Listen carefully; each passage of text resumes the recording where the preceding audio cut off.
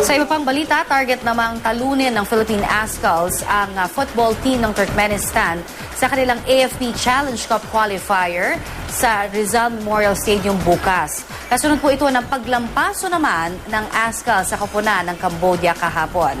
Narito ang report ni Micaela Papa.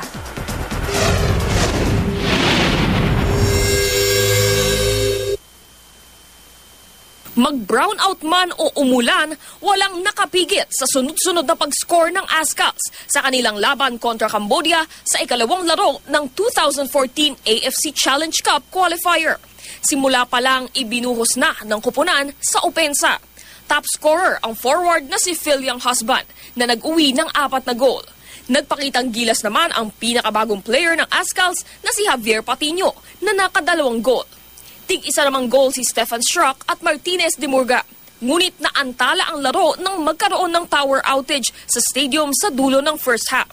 Pagpasok naman ng second half, bumuhos ang malakas na ulan na nagbanta pang magpapostpone ng natitirang 25 minuto. Ngunit matapos ang 1 oras na suspension, tuloy uli ang laro. Sa huli, matagumpay ang Ascals sa score na 8-0.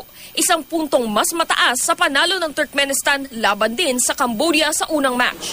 Bagamat natalo, mataas ang respeto ng Team Cambodia sa Ascals at may hula na kalalabasan ng laban ng koponan kontra Turkmenistan sa Martes. We like play with European.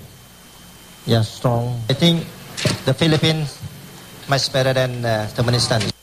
Pananatilihin ang line-up ng manlalaro maliban kay Paul Mulders na nabigyan ng red card at di pinayagang maglaro kontra Turkmenistan matapos manipa ng bola at matamaan ang isang Cambodian player. Ayon kay Ascals coach Michael Weiss, bagamat maganda ang performance, walang dahilan para magpakakampante sa laban nila sa Turkmenistan, lalo na't delikado ang kanilang naging strategy kontra Cambodia na itutok ang halos lahat ng players sa harapan para sa straight goals, kapalit ng mas malakas sana na depensa. We showed that we are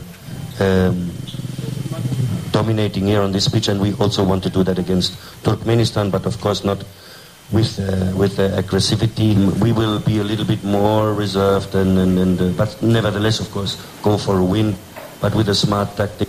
Para sa unang balita, Micaela Papa reporting.